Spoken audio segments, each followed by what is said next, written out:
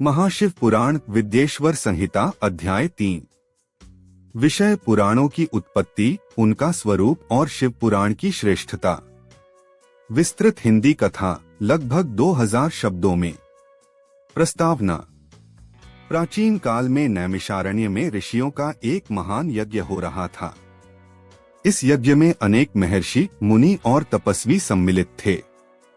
सभी का उद्देश्य था कलियुग में धर्म की रक्षा के उपाय खोजना और सत्मार्ग का प्रसार करना। ऋषियों ने जब देखा कि युग धर्म का पतन हो रहा है, तब उन्होंने यह निर्णय लिया कि वे ऐसे ग्रंथों का अध्ययन और श्रवण करें जिनसे मोक्ष का मार्ग सरल हो। इसी हेतु उन्होंने सूत जी से प्रश्न किया, हे सूत जी, आप परम ज्ञानी हैं। हमें यह बताइए कि संपूर्ण वेद, उपनिषद और शास्त्रों में किस ग्रंथ को सर्वोत्तम कहा गया है। ऐसा कौन सा पुराण है जिसके श्रवण से मनुष्य भवसागर से पार उतर सकता है। सूत जी का उत्तर। सूत जी ने हाथ जोड़कर उत्तर दिया, हे मुनिगणों, आप सबका प्रश्न अत्यंत उत्तम है। संसार में अनेक शास्त्र, पुराण, स्मृतियां, तंत्र, आगम, वेद और उपवेद हैं, किंतु उनमें भी कुछ ग्रंथ अत्यंत पवित्र और दिव्य हैं। इन ग्रंथों में जो सबसे पावन, मोक्षदायक और भगवान शिव के रहस्यों से पूर्ण है, वह है महाशिव पुराण। सूत जी ने आगे कहा, एक समय ब्रह्मा जी ने अपने मन से चारों वेदों की उत्पत्ति की। उन्हीं वेदों से 18 महापुराणों की रचना हुई। ये पुराण धर्म, अर्थ, काम और मोक्ष के साधन हैं। 18 प्रमुख पुराणों की सूची। सूत जी ने 18 पुराणों की सूची दी। 1 ब्रह्म पुराण, 2 पद्म पुराण, 3 विष्णु पुराण, 4 शिव महापुराण, 5 भागवत पुराण, 6 नारद पुराण, 7 मार्कंडेय पुराण, 8 अग्नि पुराण, 9 भविष्य पुराण, 10 ब्रह्मवैवर्त पुराण, 11 लिंग पुराण, 12 वराह पुराण, 13 स्कंद पुराण, 14 वामन पुराण, 15 कूर्म पुराण, 16 मत्स्य पुराण, 17 गर्भ पुराण, 18 ब्रह्मांड पुराण। इनमें हर पुराण का अपना विषय और देवता से संबंध है, लेकिन सूत जी ने स्पष्ट रूप से कहा, शिव महापुराण उन सभी में सबसे अधिक पवित्र, श्रेयस्कर और मोक्षदायक है। शिव पुराण की उत्पत्ति।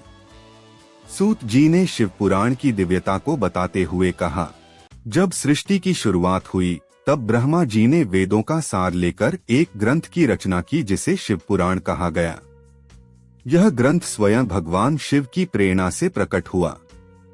शिव पुराण को पहले ब्रह्मा जी ने विष्णु जी को सुनाया, विष्णु जी ने इसे सनत कुमार को, फिर यह क्रमशः नारद, व्यास, शुकदेव और सूत जी तक पहुंचा। शिव पुराण का मूल ग्रंथ बहुत विशाल था। कहते हैं कि इसमें कुल 12 संहिताएं और 1 लाख श्लोक थे। बाद में महर्षि व्यास ने इसे संक्षिप्त कर 7 संहिताओं और 24,000 श्लोकों में बांटा, जिससे कलयुग के मनुष्यों के लिए यह सहज हो सके। शिव पुराण की संरचना। 7 संहिताएं, जैसा कि हमने पहले देखा।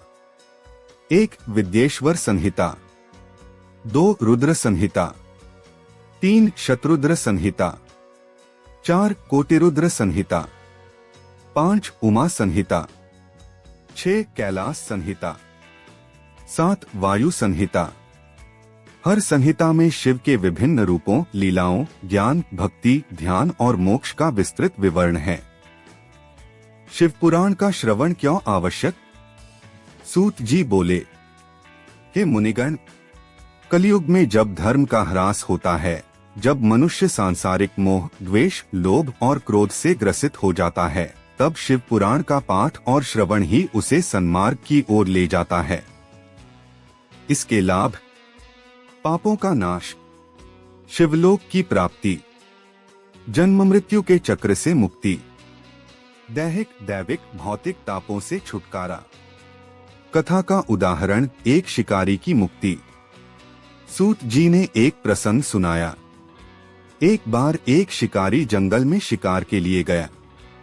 भूखा प्यासा शिकारी दिन भर कुछ न पा सका। रात होने पर वह एक बेल वृक्ष के नीचे बैठ गया। उसी वृक्ष के नीचे एक शिवलिंग था। शिकारी को पता नहीं था कि वह बेल के पत्ते तोड़कर शिवलिंग पर गिरा रहा है। अनजाने में उसने जो पूजा की उससे भगवान शिव प्रसन्न हो गए और उसे अगले जन्म में राजपद फिर मोक्ष प्राप्त हुआ। इस प्रसंग से मुनिगणों को यह संदेश मिला कि भगवान शिव भक्तों की भावना को देखते हैं, विधि को नहीं। शिव पुराण का उपदेश। सूत जी ने कहा, यह पुराण न केवल कथा है बल्कि यह जीवन जीने की कला, ध्यान की विधि, भक्ति का मार्ग और ज्ञान का स्रोत है। जो मनुष्य शिव पुराण का एक श्लोक भी श्रद्धा से पढ़ता या सुनता है वह जन्म जन्मांतर के पापों से मुक्त हो जाता है। निष्कर्ष। अंत में सूत जी ने ऋषियों से कहा, महाशिव पुराण की प्रत्येक कथा, प्रत्येक श्लोक भगवान शिव की लीलाओं से ओतप्रोत है। इसके श्रवण मात्र से ही पुण्य, भक्ति और मोक्ष की प्राप्ति संभव है। यह कलियुग में सर्वोत्तम ग्रंथ है। मुख्य सीख। 1. शिव पुराण सभी पुराणों में सर्वोच्च है।